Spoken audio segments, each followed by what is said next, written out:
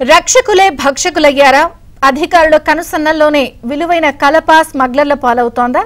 అటవీ సంపదను కాపాడటానికి అందజేసిన వాకీటాకీల ఫలితం శూన్యమైందా?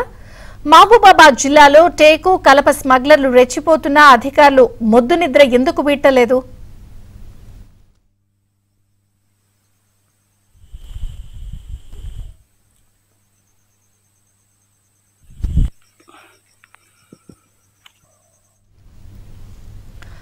గూడూరు మండలంలోని అటవీ ప్రాంతంలో కలప స్మగ్లర్లు రెచ్చిపోతున్నారు.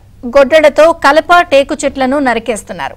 ఆ శబ్దం అధికారులకు వినబడుతుందని తెలిసినా ఏమాత్రం వెనక్కు తగ్గడలేదు.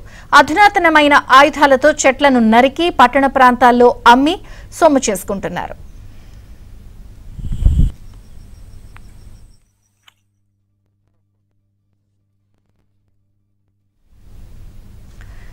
సాధారణంగా ఎవరైనా రైతులు గొడ్డలి పట్టుకుని అడవి వైపు వెళ్తేనే అటవీ శాఖ అధికారులు వారిపై చర్యలు తీసుకుంటారు.